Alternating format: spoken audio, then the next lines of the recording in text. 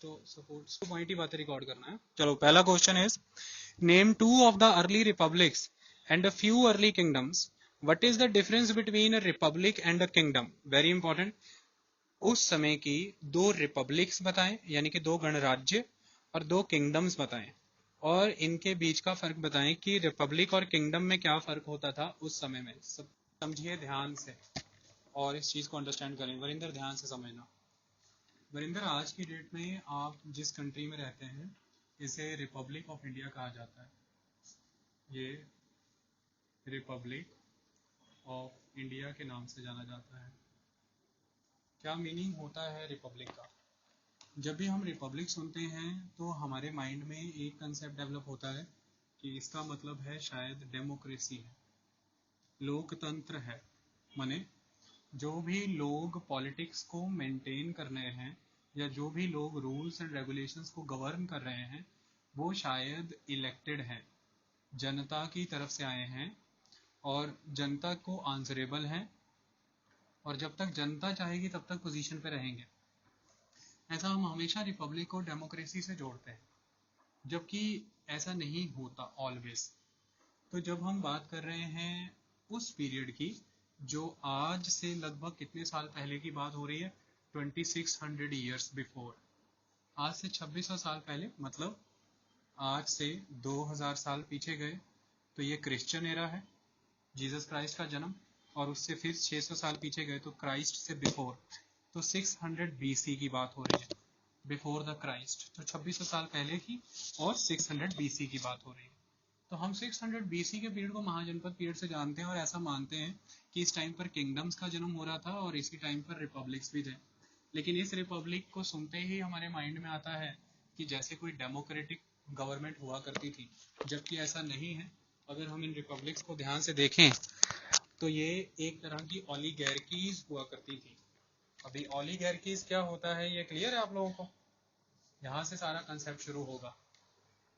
तो मैं अभी इनसे पूछ लेता हूँ, फिर सारी बात क्लियर हो जाएगी। ओलिगैर्कीज, स्टॉप करो। जहाँ पे मल्टीपल रूलर्स हो वो सर ओलिगार्कीज। अब इन्होंने आंसर किया जहाँ पे मल्टीपल रूलर्स होते हैं वहाँ पे ओलिगैर्की होती है। ये 20% करेक्ट स्टेटमेंट है जब तक हम इसमें और चीज़ें नहीं जोड़ते हैं, अदरवाइज ये हाईली इनकरेक्ट हो जाएगा। कैसे, समझिए। देखिए उस टाइम पर दो चीज़ें हुआ करती थी। क्या?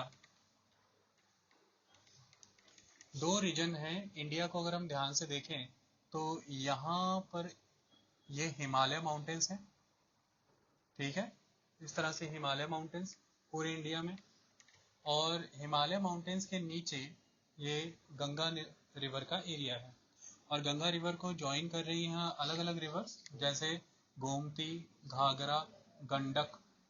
ये रिवर्स हैं, Gomti river, Ghaghara river, Gandak river. तो अब क्या हो रहा है, और नीचे से आ रही है सोन, और यहाँ पर है पुनपुन।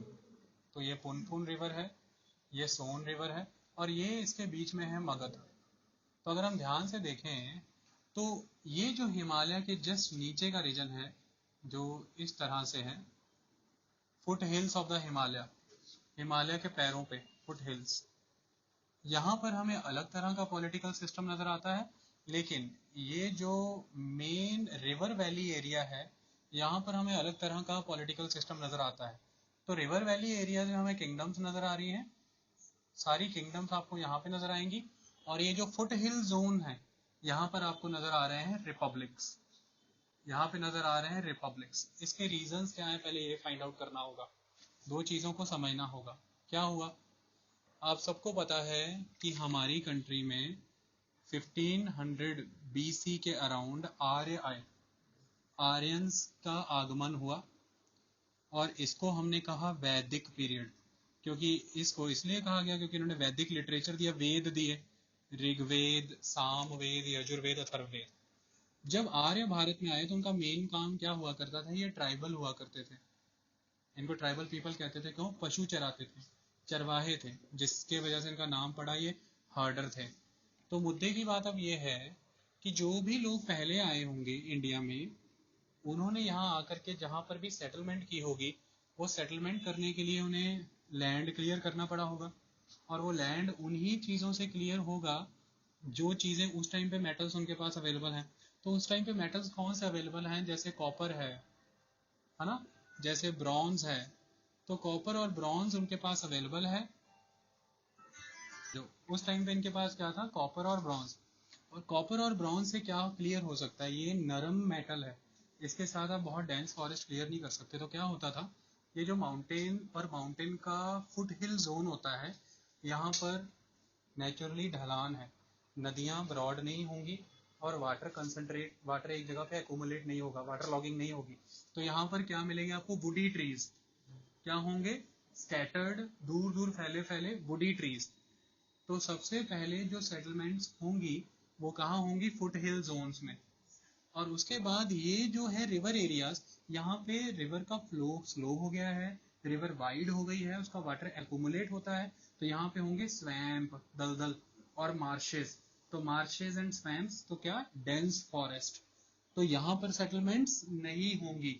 इसलिए अगर आप ध्यान से देखें तो आपको एक चीज नजर आई होगी, जब आर्य भारत में आए थे, तो आर्यों का जो हार्टलैंड है, हार्टलैंड कौन सा हार्टलैंड है, गंगा यमुना दोआब, ये गंगा और ये यहाँ से आ रही है ना यमुना, तो गंगा और यमुना नदी के बीच का इलाका ये हार्टलैंड है।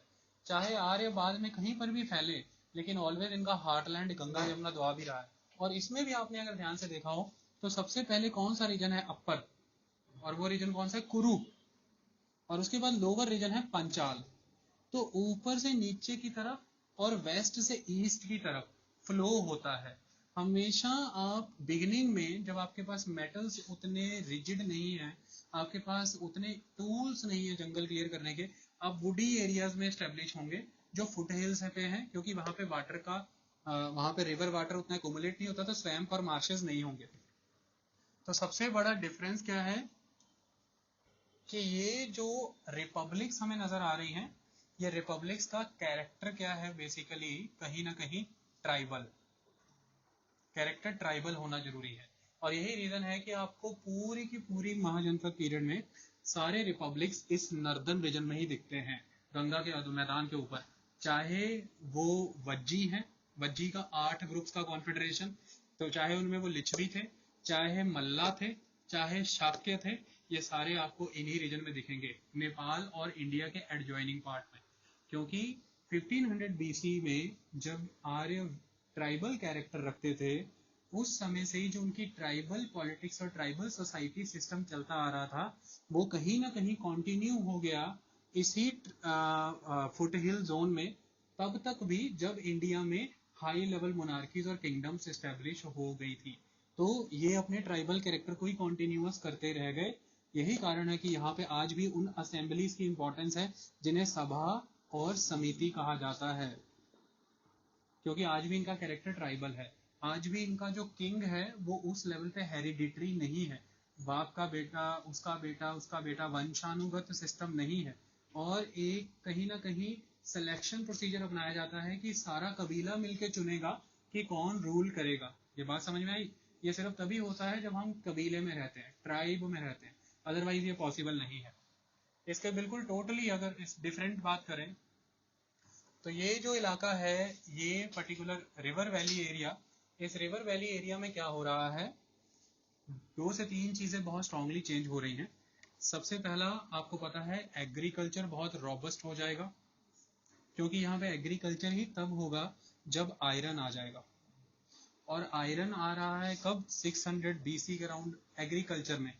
तो आयरन के आते ही इनको एक रिजिड टूल मिलेगा, वेपन मिलेगा, जिसके थ्रू ये बड़े पैमाने पर इन घने जंगलों को साफ कर पाएंगे। तो एग्रीकल्चर में आयरन का जो हल प्लोशेयर यूज किया, उससे ये जंगल क्लियर हुए, जिसकी वजह से यहाँ की soil as compare to foot hill zone की सॉइल से ज्यादा फर्टाइल होती है।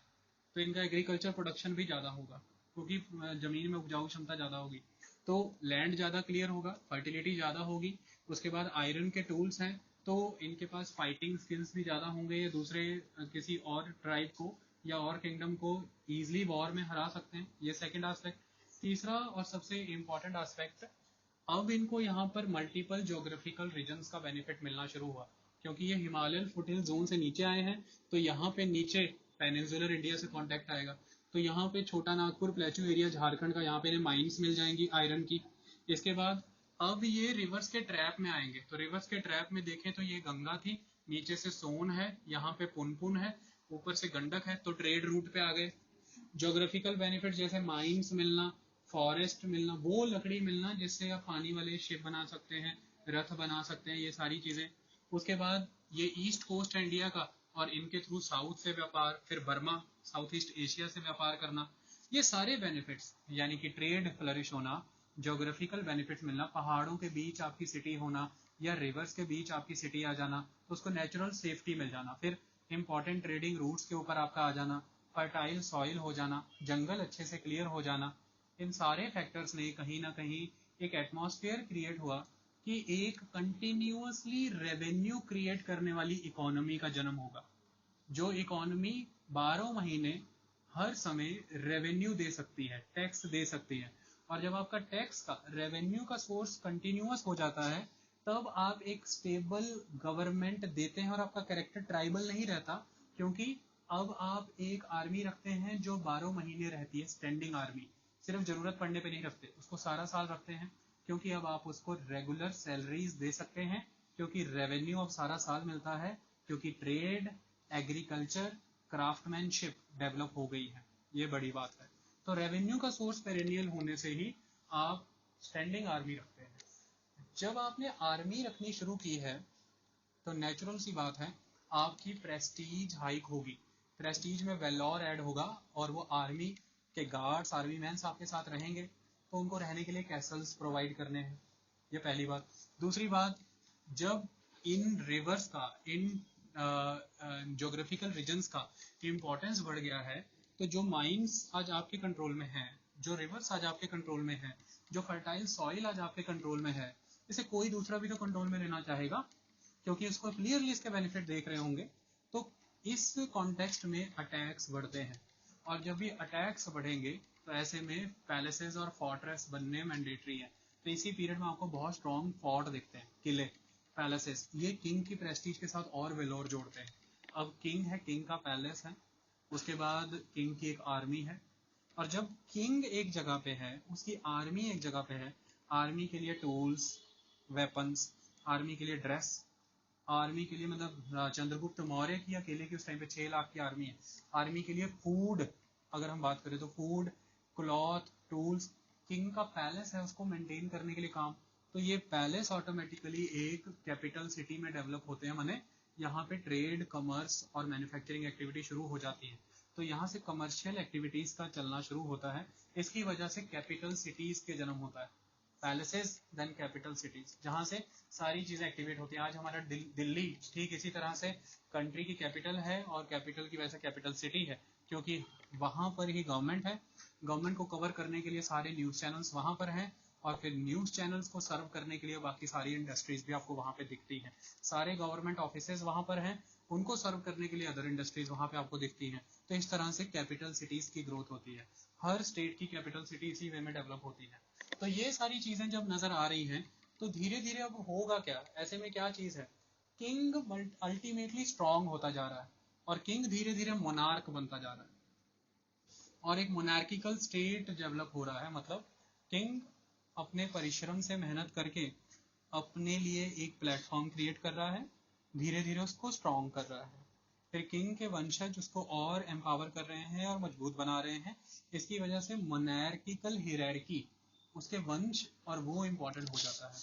आर्मी भी उसको लॉयल है क्योंकि वो सैलरी देता है अब, और सारी सोसाइटी से किंग और किंग से आर्मी, ये रूट ऐसे स्टेब्लिश होता है, तो किंग नोडल पॉइंट है, सेंट्रल पॉइंट है, फिर सारा ट्रेड एंड कॉमर्स ऑर्गेनाइज करा रहा है किंग, क्योंकि इंपॉर्टेंट रीजन्स वो जीत रहा है, इंपॉर्टेंट पोर्ट्स वो कब्जा रहा है, जैसे अंग एरिया जीता अजात शत्रु ने, सॉरी बिंबिसार ने, और उसका मेन पोर्ट था चंपा, तो रीजन्स सारे जीतना उसके हाथ में। रिवर्स जैसे पाटलिपुत्र पे पैलेस बनाना, तो इम्पोर्टेंट ट्रेडिंग रूट्स वो जीत रहा है, तो commercial classes, manufacturer classes, artisans भी किंग पे डिपेंड हो जाते हैं, आर्मी भी किंग पे डिपेंड हो गई। अब ये जो दोनों क्लासेस किंग पे डिपेंडेंट हैं, तो अल्टीमेटली जो प्रजा है उसको क्या चाहिए, नेबरिंग किंगडम से सिक्योरिटी, उसको क्या चाहिए, उसकी फील्ड्स और खेती बाड़ी की ग्रोथ, और उसको क्या चाहिए, बेसिक फैसिलिटीज की उनका सामान उपज बिक जाए, ये सब भी अरेंज कर रहा है किंग। तो किंग एक नोडल पॉइंट बन गया है, सेंट्रल एजेंसी बन गई है हर वे में, ऐसे किंग के साथ पावर कंसंट्रेट कर जाती है। ये इंपॉर्टेंट एस्पेक्ट है। तो बेसिक एस्पेक्ट इज जो फुटहिल जोन में एरियाज है उनका कैरेक्टर ट्राइबल है, और जो रिवर वैली एरिया में जिसको कि हम मिडल गैंजेटिक प्लेन बोलते हैं, इनका कैरेक्टर मोनार्किकल हो गया। ये एक डिफरेंस आता है। अब इन डिफरेंस से आगे अगर हम बढ़ते हैं तो क्या नजर आता है, ऐसे में क्या होगा। एक बड़ी गलती जो हम कर रहे हैं, जो हमें कभी नहीं करनी। क्या ये जो रिपब्लिक्स थी ये डेमोक्रेटिक थी? नहीं, ये ओलिगार्कीज थी। ओलिगार्कीज मतलब, ये बात बिल्कुल ठीक है कि मोनार्की की तरह यहाँ पर एक सिंगल किंग नहीं हुआ करता था, ऐसा नहीं है। यहाँ पर ग्रुप ऑफ पर्सन रूल किया करते थे। तो जहां पर भी ग्रुप ऑफ पर्सन रूल करते हैं उसे हम क्या कहते हैं, ओलिगार्की। लेकिन यहाँ पर ओलिगार्की अभी बनी नहीं है पूरी। ओलिगार्की कैसे बनेगी? ग्रुप ऑफ पर्सन तो पार्लियामेंट ऑफ इंडिया में भी है, और एक तरह से देखें तो देश के लिए सारा काम वो कर रहे हैं, और ग्रुप ऑफ पर्सन तो हमारे देश की काउंसिल ऑफ मिनिस्टर में भी है। तो एक तरह से देखें तो मंत्री परिषद हमारे, तो फिर तो ये तो डेमोक्रेसी है। तो मैंने यहाँ पे भी कहा ग्रुप ऑफ पर्सन है, ग्रुप ऑफ पर्सन है but no democracy, this is oligarchy. भाई उसका रीजन है कि यहाँ पर सिलेक्शन का कोई इलेक्टेड प्रोसीजर नहीं, पहली बात। और दूसरी बात, ये जो ग्रुप ऑफ पर्सन है ये स्ट्रिक्टली रिस्ट्रिक्टेड है एक पर्टिकुलर वर्ण ऑफ द सोसाइटी, एक particular segment of the society, and that is Kshatriyas. यहाँ पर किसी बच्चे ने कुछ ब्राह्मणास करके कुछ कहा था इस एरिया में, नो डोमिनेंस ऑफ ब्राह्मण, सिटीजनशिप ब्राह्मणों को दी जाती थी, ब्राह्मणों को भी नहीं दी जाती थी, ऐसा कहा था। अब ध्यान से सुनिए, यहाँ पर दो चीजें हैं रिस्पॉन्सिबल इस चीज के लिए।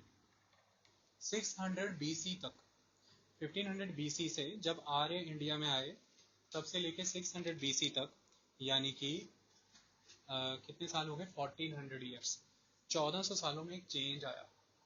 बड़े पैमाने पर यज्ञ होने लगे, यज्ञ सैक्रिफाइसेस, और ऐसे में एक पर्सन बहुत स्ट्रांग हो गया जो यज्ञ की सारी विधियां जानता है, फॉर्मूला, दैट इज ब्राह्मणास। तो ब्राह्मणा 600 बीसी तक आकर के बहुत स्ट्रांग हो गया है, और किंग जो है वो बड़े लेवल पर ब्राह्मण पे डिपेंड हो गया है अपने सैक्रिफाइस और यज्ञ विधियां ऑर्गेनाइज कराने के लिए। इसकी वजह से ब्राह्मण सोसाइटी को बड़े पैमाने पर अपने अकॉर्डिंग कंसोलिडेट कर रहा है, सोसाइटी में वर्ण सिस्टम मैनेज कर रहा है। जैसे वो बता रहा है कि सोसाइटी ऐसे डिवाइडेड होती है, ब्राह्मण, क्षत्रिय, वैश्य, शूद्र, इन सबके रोल डिसाइड कर रहा है कि ब्राह्मण क्या करेगा, वैश्य क्या करेगा, क्षत्रिय शूद्र क्या करेगा। ये सारी चीजों की वजह से अब हो क्या रहा है, रिलीजियस प्रैक्टिसेस भी ब्राह्मण करे, टीचिंग भी ब्राह्मण कर रहा है, लॉ एंड ऑर्डर के लिए जो नए नए सूत्र या शास्त्र लिखे ये भी ब्राह्मण ने लिखे हैं, प्रिविलेजेस भी ब्राह्मण को मिलते हैं, ब्राह्मण गिफ्ट ले सकता है, टैक्स नहीं देगा, ब्राह्मण को सख्त से सख्त गुनाह के लिए भी सजा उस लेवल पे नहीं मिलेगी। ये सारी चीजों की वजह से ऑर्थोडॉक्स कैरेक्टर ऑफ द ब्राह्मणा ने फ्रस्ट्रेट कर दिया कुछ लोगों को इस रिवर वैली एरिया में। तो उन्होंने रुख किया, रास्ता पकड़ा हिमालय की तरफ का। तो कुछ किंग इस रीजन से फ्रस्ट्रेट होके भी नॉर्थवर्ड गए हैं और उन्होंने वहां पर किंगडम्स बनाई हैं, ये बात याद रखना। इसलिए उनका गुस्सा फूटता है किसके अगेंस्ट, ब्राह्मणास। यही कारण है कि ये ट्राइबल जो किंगडम्स हैं, जो रिपब्लिक्स हैं, इनमें ब्राह्मणों को प्रोमिनेंट पोजीशन नहीं है। खास तौर पे लिच्छवियों में, लिच्छवी तो ब्राह्मणा को कोई पोजीशन देते ही नहीं थे, वो ऑलवेज पोजीशन सिर्फ क्षत्रिय को दिया करते थे, और सबसे वॉर लविंग पीपल लिच्छवी ही थे, उनको युद्ध में बहुत आनंद आता था, ये बात आप याद रखना। दूसरी बात, अब हम दूसरी गलती करें कि फिर यहाँ पर as compare to kingdoms, in republics में वुमेन की, वैश्य की और शूद्र की पोजीशन बहुत अच्छी होगी। ऐसा भी नहीं था, क्योंकि जब आप ये देख रहे हैं कि एक पर्सन किंग नहीं है तो फिर क्या है, ये जो रिपब्लिक्स हैं ये इस तरह से एक रिपब्लिक है और उसको हम सपोज कर लेते हैं लिच्छवी, ये एक लिच्छवी रिपब्लिक है, एक जगह लिच्छवी, और इसमें कौन है, चार वर्ण हैं, ब्राह्मण भी हैं, क्षत्रिय भी हैं, वैश्य भी हैं, शूद्र भी है, इसमें भी हैं चारों। समाज इस तरह से ही बटा था, लेकिन ऐसे में आपको एक रूलर इस पूरी लिच्छवी को नहीं चला रहा है, कई सारे लोग मिलकर लिच्छवी को चला रहे हैं। तो हम क्या कह रहे हैं कि लिच्छवी को चलाने के लिए क्या है, एक असेंबली है, असेंबली। एक असेंबली, तो उस असेंबली में 1 2 3 4 5 6 7 8 9 10 11 12 पोजीशंस हैं। मतलब 12 मेंबर आकर के उस पोजीशन पे बैठेंगे और ये असेंबली पूरे लिच्छवी को चलाएगी। तो अब ये डेमोक्रेटिक तो तब होती अगर उस 12 पोजीशंस में ब्राह्मण, क्षत्रिय, वैश्य, शूद्र सारे आके बैठते। लेकिन इसमें अब सबको नहीं एंट्री, लेकिन एक बंदा भी रूलर नहीं है, 12 अलग अलग लोग चाहिए। तो वो 12 अलग अलग लोग अब कहां से लिए जाएं? जिसको सिटीजनशिप का राइट मिला है, और वो कौन सा वर्ग है? क्षत्रिय। तो क्षत्रिय इज ओनली द सिटीजन, यही नागरिक है उस रिपब्लिक का, इसलिए सिर्फ इसी के बंदे रूलिंग असेंबली में जाएंगे। तो ये सारी 12 की 12 पोजीशन क्षत्रिय वर्ग से भर दी जाएंगी, और वैश्य को, शूद्र को और ब्राह्मणा को सिटीजनशिप नहीं दी जाएगी। थोड़ा समय आगे चलने पर वैश्यों का स्ट्रॉन्ग होल्ड होने की वजह से, क्योंकि वैश्य माने व्यापारी वर्ग, तो उनका होल्ड स्ट्रॉन्ग होने की वजह से वैश्यों में से कुछ सेक्शंस को सिटीजनशिप दी जाएगी, दैट्स इट। शूद्र और ब्राह्मण को तो सिटीजनशिप नहीं दी जाएगी, इसलिए वो कभी रूलर भी नहीं बनेंगे। तो ये असेंबली में किंगडम्स की तरह एक सिंगल मोनार्क तो नहीं है, लेकिन जितने मल्टीपल मोनार्क हैं वो पर्टिकुलरली उस पूरे गणराज्य के, उस पूरे रिपब्लिक के एक ही वर्ण से बिलोंग करते हैं, और वो वर्ण है क्षत्रिय। इसलिए ये डेमोक्रेसी नहीं है, ये ओलिगैर्की। ये दूसरी बात। तीसरी कंडीशन, अगर हम इसे कंपेयर करें कि भाई यहाँ पर वुमेन की condition as compare to kingdoms बहुत अच्छी है, ऐसा भी हमें कहीं नहीं मिलता है, क्योंकि सिटीजनशिप का राइट यहाँ पे वुमेन को भी नहीं है, और वुमेन भी इन इम्पोर्टेंट पोजीशंस तक नहीं आ सकती है। सेकंड इंपॉर्टेंट बात, सोशली अगर हम बात करें और रिलीजियसली, तो अब आपको एक बात समझनी है। जहां पर बहुत सारे लोग फ्रस्ट्रेट होकर के हिमालय की तरफ बढ़े और वहां पर किंगडम बनाई, पहली बात। दूसरा, वहां पर किंगडम शुरू से ही ट्राइबल नेचर में चलती आ रही थी, ये दूसरी बात। ऐसे में हमेशा ट्राइबल सोसाइटी में वुमेन की सिचुएशन थोड़ी स्ट्रांग रहती है। लेकिन हमने ट्राइबलिज्म में भी एक चीज देखी थी कि ऋग्वैदिक पीरियड जो 1500 से 1000 बीसी तक था, उसके बाद जो लेटर वैदिक पीरियड आया 1000 से 600 बीसी तक का, उस दौरान वुमेन की सिचुएशन डिग्रेड कर गई है, और वो इन ट्राइबल एरियाज में भी डिग्रेड हो गई है। तो वुमेन यहाँ पर भी अब बैकफुट पे चली गई है, और इन ट्राइबल असेंबलीज में भी वुमेन को ना उस लेवल पर रूलर बनने की परमिशन है, ना रूलर के सिलेक्शन प्रोसीजर में है। सभा और समितियां, जो असेंबलियां हैं, डिसीजन मेकिंग असेंबलीज, वो एग्जिस्ट तो करती हैं, लेकिन उनका भी पोटेंशियल पहले से बहुत रिड्यूस हो चुका है, वो भी अब उतने इंपॉर्टेंट नहीं है, क्योंकि ये जो किंग हैं, जो अलग अलग किंग हैं, ये ज़्यादा स्ट्रांग हो गए, ये काफ़ी ज़्यादा स्ट्रांग हो गए, इनका क्लैन बहुत स्ट्रांग हो गया, जिस क्लैन से ये बिलोंग करते हैं, इसलिए सभा समिति की वैल्यू गिरी है, उस लेवल पर अब वो स्ट्रांग नहीं है। ये बात आप याद रखना, ठीक है। अनदर एस्पेक्ट, अगर हम ये बात करें कि किस तरह का डिफरेंस और ऑब्जर्व होता है, तो जैसे हरमनजीत ने समझाया था कि जो किंगडम होती थी, मोनार्की होती थी, वहां पर एक पर्सन को टैक्स कलेक्ट करना है और सभी के सभी उसी को रिस्पॉन्सिबल हैं, तो मतलब सारे ऑफिसर्स वही रिक्रूट कर रहा है। अब अगर हम कहें कि रिपब्लिक्स इससे बहुत अलग हैं, अगर आप रिपब्लिक्स के ऑफिसर देखें और इन किंगडम्स के ऑफिसर देखें, दोनों के नेम सेम है, दोनों का काम भी सेम है, सिर्फ फर्क इतना आता है कि किंगडम्स में एक पर्सन इन ऑफिसर्स को रिक्रूट कर रहा है और ये उसको आंसरेबल है, और रिपब्लिक्स में 10 किंग या 100 किंग्स या 1000 किंग्स अलग अलग लेवल पर उन ऑफिसर्स को रिक्रूट कर रहे हैं, और वो इतने सारे किंग्स को अलग अलग वे में रिस्पॉन्सिबल है। बट ऑल इन ऑल दोनों ही क्लास ऑफ ऑफिसर्स, चाहे किंगडम चाहे Republic, is the work profile of both class officers were same, वो सेम थी।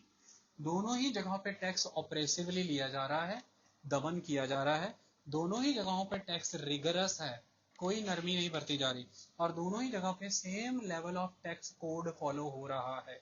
ये एक इंपॉर्टेंट एस्पेक्ट है। बात सिर्फ इतनी सी है कि किंगडम में एक मोनार्क होता है, और रिपब्लिक्स में पूरी रिपब्लिक, जो इतनी बड़ी रिपब्लिक है, उसे हम छोटे छोटे स्मॉल चीफ्स में बांट दे रहे हैं, छोटे छोटे, और हर चीफ के लिए एक टैक्स कलेक्शन ऑफिसर है उसकी क्लैन के अंदर, उसकी प्रिंसिपैलिटी के अंदर, ठीक है। आई बात समझ में? जैसे अगर ध्यान से देखें तो जो महावीर जैन थे, महावीर जैन का जन्म कहाँ होता है? एक क्लैन है, कौन सा? जनात्रिका। जनात्रिका क्लैन, ये क्लैन किससे जुड़ा है? ये वैशाली से जुड़ा है, यानी कि लिच्छवी रिपब्लिक से। अब ध्यान से सुनिए होता क्या है, मैं आपको सारा नेटवर्क समझाता हूं जो आपको तंग कर रहा है। ऐसे होता है, ये बड़ी सी बॉडी, ये बड़ी सी बॉडी क्या है? रिपब्लिक। ये क्या है? रिपब्लिक। अब इसका हम नाम डालते हैं, कौन सी? वज्जी। वज्जी रिपब्लिक। तो इसके अंदर कितने आते हैं? 8 गण आते हैं। कितने गण? 8 गण। तो इसको 8 गणों में बांट देते हैं।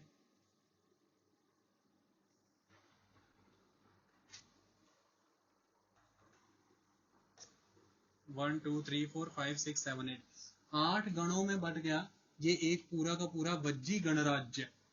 ठीक है, बाहर से देखने पे आपको क्या दिख रहा है? वज्जी गणराज्य। ये कैसा हो गया सीख बाहर से देखने से? European union. जैसे यूरोप में जाओगे तो यूरोपियन यूनियन है ना, सारे देश एक साथ हो रखे हैं, इटली, फ्रांस, जर्मनी, तो यूरोपियन यूनियन। अंदर जाओगे तो अलग अलग कंट्री भी तो है, आप घूमने जाते हो सारी कंट्री अलग है। तो ये 8 गण, और ये क्या है? वज्जी गणराज्य। इसमें से एक जो गण है लिच्छवी है, ये लिच्छवी गण है। ठीक है, और ये जो लिच्छवी पर्टिकुलर गण है, इस गण के अंदर लिच्छवियों ने भी छोटे छोटे चीफ हैं। ये छोटे छोटे चीफ हैं जो क्या है? इस पूरे लिच्छवी के लिए जब डिसीजन मेकिंग लेनी है तो कितने चीफ बैठेंगे? 1 2 3 4 5 6 7 8 9। उन चीफ्स में से एक चीफ जनात्रिका के, जनात्रिका चीफ प्रिंसिपैलिटी से बिलोंग करते थे महावीर जैन। तो वो जनात्रिका कनेक्टेड है किससे? लिच्छवी। लिच्छवी किसका पार्ट है? वज्जी। आई बात समझ में? इस तरह से रिपब्लिक खुद को ऑर्गेनाइज करते थे।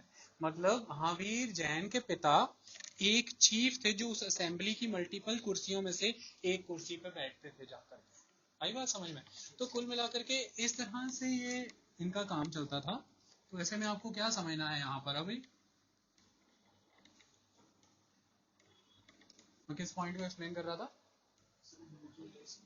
हाँ, तो इसमें अभी क्या हो रहा है? हर इंडिविजुअल को टैक्स मिल रहा है, हर चीफ, हर प्रिंसिपैलिटी को टैक्स मिल रहा है, लेकिन प्रोसीजर सेम है, टैक्स के रेट्स सेम है।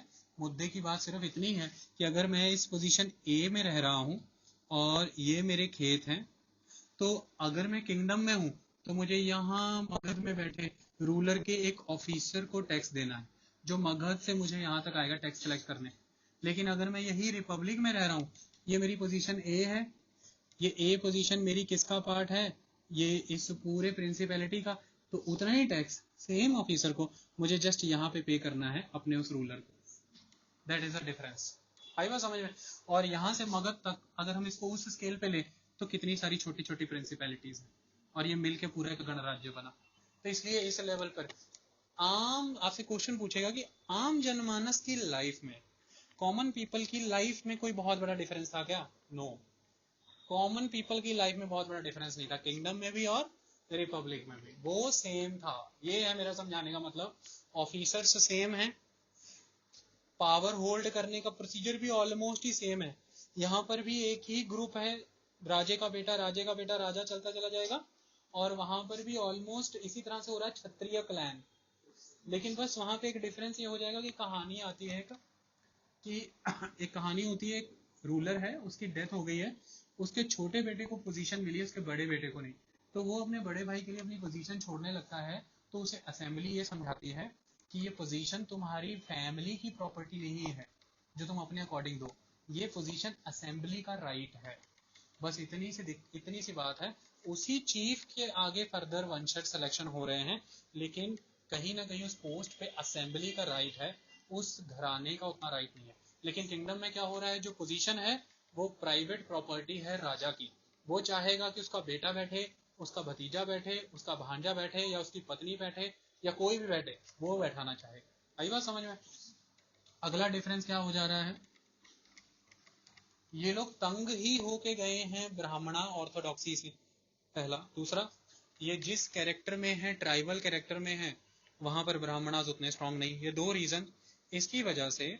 अब यहां पर अगर आप देखें तो इनकी जो ऑफिशियल क्लास है, ऑफिशियल सेगमेंट में आपको किंगडम्स की तरह ब्राह्मण नहीं दिखेंगे, लेकिन अगर आप किंगडम्स में जाएं तो सारी हायर ऑफिशियल पोस्ट ऑलवेज और ऑलमोस्ट ब्राह्मणास को चली जा रही है। ये एक तरह से चैलेंज है उस किंगडम के रूलर को जो क्षत्रिय है, क्योंकि किंग क्षत्रिय है। मोनार्की की अगर हम बात करें तो किंग क्षत्रिय है, लेकिन सारे हाई पोजीशन जैसे महामात्रास है ना, हाई मिनिस्टर, प्राइम मिनिस्टर, जैसे अमात्यास माने मिनिस्टर्स, जैसे आयुक्ताज, अध्यक्षाज, ये सारी इंपॉर्टेंट पोजीशन, जैसे सेना अध्यक्षाज, ये सारी इंपॉर्टेंट पोजीशन ब्राह्मणा को जा रही है, ब्राह्मण। और रूलर कहीं ना कहीं यहाँ पे रिस्ट्रिक्ट हो रहा है। ये मोनार्की में हमने एक चेंज देखा, इसलिए तो रूलर ब्राह्मण से इतना फ्रस्ट्रेटेड थे। आप देखिए पूरे पूरे समय में, मैं अभी की थोड़ी बात की बात करता हूँ, चंद्रगुप्त मौर्य पूरी तरह से चाणक्य का होल्ड बहुत स्ट्रांग था। चाणक्य महामाता था, वो चाहे प्राइम मिनिस्टर था एक तरह से, चंद्रगुप्त मौर्य रूलर था। तो ये हमें नजर आता है हर बार। लेकिन अगर आप रिपब्लिक्स की बात करें तो रिपब्लिक्स में ये फिनोमेना नहीं हो सकता, क्योंकि वहां पर खुद रिपब्लिक ही बहुत छोटे छोटे चीफ्स में बटी हुई है, चीफ प्रिंसिपैलिटीज में। तो चीफ ज्यादा स्ट्रांग है अपनी प्रिंसिपैलिटी के अंदर, चीफ ज्यादा इंडिपेंडेंट और स्ट्रांग है अपनी प्रिंसिपैलिटी के अंदर, लेकिन वो रिस्ट्रिक्टेड है पूरे रिपब्लिक के अंदर। उसके कंपैरिजन में मोनार्की में किंग ज्यादा स्ट्रांग है ना। तो अगर ऑफिशियल क्लास के कैटेगरी में आए तो हर प्रिंसिपैलिटी का चीफ जो है वो अदर वर्ण के कंट्रोल से बाहर है, माने क्षत्रिय ही सुप्रीम है, ब्राह्मण वैश्य का कोई कंट्रोल नहीं। लेकिन अगर मोनार्की में आ जाए तो ऑफिशियल कैटेगरी में जो रूलर है वो अदर वर्ण की डोमिनेंस में है, यानी कि ब्राह्मणा, ब्राह्मणा डोमिनेट कर रहा है, ब्राह्मण प्राइम मिनिस्टर भी है, ये भी है, ये एक बात। लेकिन ओवरऑल सोवरेनिटी की बात करें तो मोनार्की में किंग ओवरऑल सोवरेन है, क्योंकि उसी के वंशज आगे सेलेक्ट होंगे। फिर जस्टिस भी उसी का, लॉ भी वही बनाता है, पॉलिसी भी वही बनाता है, डिसीजन मेकिंग वही बनाता है, कोई सभा समिति नहीं, कुछ नहीं, नथिंग, जनता की कोई सोच नहीं। लेकिन अगर रिपब्लिक्स की बात करें तो ओवरऑल सॉवरेनिटी में हर प्रिंसिपैलिटी का चीफ रिस्ट्रिक्टेड है, क्योंकि गणराज्य बड़ा है, रिपब्लिक इंपॉर्टेंट है। रिपब्लिक में रिपब्लिकन एसोसिएशन है, असेंबली, सभी राजाओं की एक गण है, वो मिलके संघ जिसे हम कहते हैं, संघ मिलके निर्णय लेता है, और असेंबलीज भी एग्जिस्ट करती हैं, जनता की राय भी है। ये बात समझ आई। ऑफिशियल डोमिनेंस मोनार्की में ज्यादा है, कहाँ कम है, रिपब्लिक में। लेकिन सोवरेनिटी मोनार्किकल किंग की ज्यादा है as compare to republican chiefs. ये डिफरेंस समझ आया, सोवरेनिटी माने आजादी, संप्रभुता, ये एक बहुत स्ट्रॉन्ग डिफरेंस था। अब इसके बाद समझेंगे अगले क्वेश्चंस के थ्रू, इतने में ही बहुत क्लियर हो गया ना। तो मुद्दे की बात यह है, कभी भ्रम में नहीं जीना कि ये डेमोक्रेसियां थी, ये सिर्फ रिपब्लिकन थी, ये स्ट्रांगली ओलिगार्कीज थी। इसमें नेगेटिव क्या हुआ कि जहां पर एक तरफ ये ब्राह्मणास को एक्सेप्ट नहीं कर रहे हैं किंगडम्स वाले, तो ब्राह्मणास के सोशल एंड रिलीजियस रूल्स, जो लॉज थे, वो भी यहां तक नहीं पहुंच रहे हैं धर्मशास्त्र वाले। इसकी वजह से सोसाइटी का डिग्रेडेशन भी है, इसकी वजह से सोसाइटी का डिग्रेडेशन भी है, क्योंकि ऑल इन ऑल उनके लॉस पूरी तरह से गलत थोड़ी ना थे, कुछ अंकुश भी लगाते थे वो नेगेटिव चीजों में, कुछ प्रॉब्लम्स भी जो थी उनको ठीक करते थे। तो जहां ब्राह्मणा ही नहीं पहुंचा तो फिर ब्राह्मण की टीचिंग्स भी वहां नहीं अलाउड, तो वहां पर हमें फिर एक डिग्रेडेशन भी मिलती है, ये बात याद रखना। और चूंकि क्षत्रिय का यहाँ पर प्रभाव था, यही कारण है कि यहीं से जन्म लेंगी ब्राह्मणा के अगेंस्ट मूवमेंट्स, और वो है महावीर जैन और वो है महात्मा बुद्ध, उनका जन्म भी यहाँ से ही होगा। आई बात समझ में।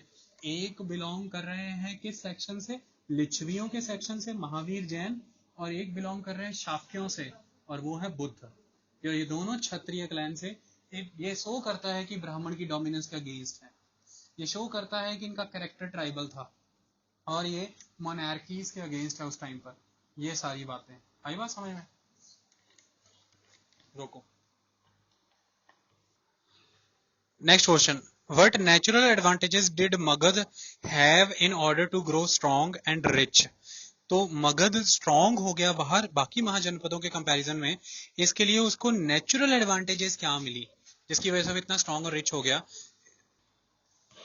4 से 5 चीजों में, झारखंड की आयरन ओर की माइनिंग्स, जिसका आयरन यूज किया गया एग्रीकल्चरल इंप्लीमेंट्स बनाने में, वार प्रैक्टिसेस के लिए जो हमें वेपन्स चाहिए और क्राफ्टमैन्स को जो टूल्स चाहिए, चाहे वो लोहार हैं चाहे वो भी काम।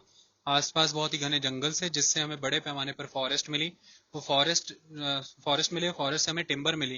वो टिम्बर हमने यूज की पैलेस की वॉल बनाने में, पैलेस के पिलर्स और पैलेस की छत बनाने में, शतीरियां डाली जाती थी पहले। इसके अलावा रथ बनाने में, चैरियट्स जो इंपॉर्टेंट थे, बुलॉक कार्ट्स बनाने में जो सामान लाने ले जाने के लिए, और रिवर्स में आने जाने के लिए शिप्स। ये 4 जगहों पे वुड का बहुत यूज होता था। इसके अलावा अब सिचुएशन चेंज है। जब आर्य भारत आए उस टाइम पर ऑलवेज उनका इंटरेक्शन ड्राई लैंड से रहता था, और ड्राई लैंड ग्रास लैंड्स में हमेशा आने जाने के लिए बेटर होते हैं हॉर्सेस, दौड़ने के लिए इंपॉर्टेंट होते हैं चैरियट्स।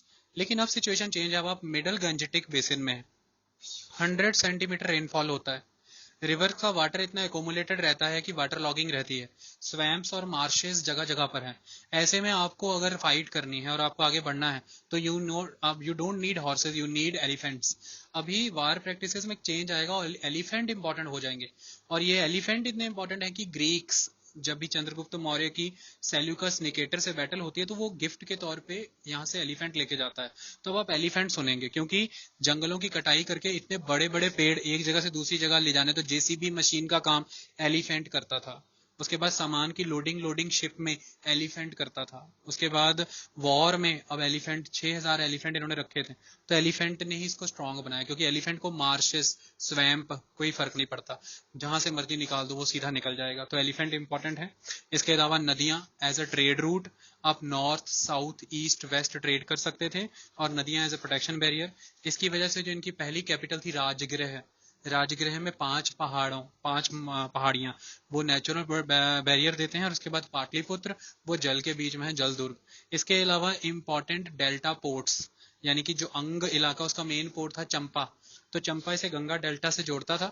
इसके अलावा ये बर्मा, और बर्मा के थ्रू आगे साउथ ईस्ट और ईस्ट कोस्ट ऑफ इंडिया के थ्रू साउथ वालों से व्यापार कर सकते थे। तो इंपॉर्टेंट ट्रेडिंग सेंटर के तौर पे बना।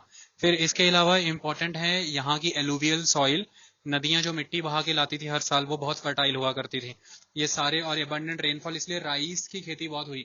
आज भी देखेंगे आप बिहार के लोग चावल खाते हैं, और अब इंपॉर्टेंट क्रॉप हो जाएगी चावल। तो चावल की खेती, 100 सेंटीमीटर रेनफॉल, आयरन प्लॉशेयर के साथ डीप प्लॉ, बुलॉक के आ जाने के साथ बुलॉक कार्ट्स, तो ये सारी चीजों ने सपोर्ट किया। ये नेचुरल फैक्टर। अगला क्वेश्चन है, what did king Bimbisara and his son do to extend and strengthen the kingdom?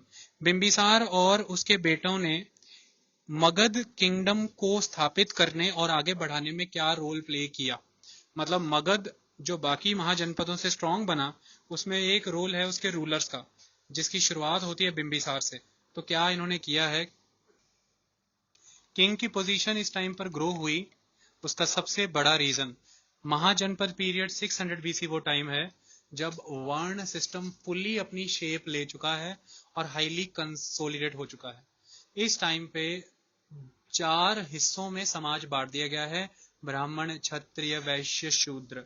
और फर्स्ट 2 सेक्शंस काफी प्रिविलेज्ड और काफी स्ट्रांग रख दिए गए हैं, जैसे ब्राह्मण और क्षत्रिय। और क्षत्रिय वर्ण की ड्यूटी आ जाती है as a saviour, as a protector, as a promoter of the trade, and as the defender of the boundaries. तो ऐसे में जब हर कोई इस पीरियड में मटीरियलिस्टिक लाइफ लीड करना चाहता है, चाहे वो एग्रीकल्चरिस्ट है, चाहे वो ट्रेडर या मर्चेंट क्लास है, चाहे वो क्राफ्टमैन या आर्टिजन है, तो हर किसी को क्या चाहिए? Protection, defence, promotion of trade. तो ऐसे में इस सोसाइटी में फिर जो ये सारी चीजें दे रहा है, उसकी पोजीशन का ग्रो होना बनता ही है। और वो क्षत्रियों में से बिलोंग करने वाला किंग है, तो किंग से डायरेक्टली कनेक्टेड है। किंग एक किल्ली है और उससे सीधे टंगे हैं फार्मर, सीधे टंगा है मर्चेंट, ट्रेडर, और सीधे टंगा है क्राफ्टमैन और आर्टिजन सेक्शन। तो वो उसकी तरफ देख रहा है, सब उसकी तरफ देख रहे हैं, तो वो पोजीशन ऑटोमेटिकली प्रोमिनेंट हो जाती है। आप अभी किसकी इस क्लास में पोजीशन प्रोमिनेंट है? मी, राइट नाउ, बिकॉज आप सभी देख रहे हो मेरी तरफ, because you are the seeker of the knowledge, I am the giver of the knowledge. This is the first reason. Second aspect, 600 BC period, महाजनपद का दौर, वर्ण सिस्टम हाईली स्ट्रांग, जो कहां से आया? लॉ बुक्स, और वो क्या है? धर्म सूत्रास। तो धर्म सूत्रास के अकॉर्डिंग अगर चलें तो हर किसी के साथ उसकी ड्यूटीज और उसके रोल डिसाइड कर दिए हैं। तो अभी क्षत्रिय को क्या रोल प्ले करना है? बहुत ही ह्यूमंगस यज्ञ कराने हैं। और जब ये यज्ञ परफॉर्म होते हैं तो ऐसा कहा जाता है कि जो किंग है, सभी गॉड आके अपनी सारी पावर्स उसमें इंस्टॉल कर देते हैं। तो किंग को कभी कभी गॉड के बराबर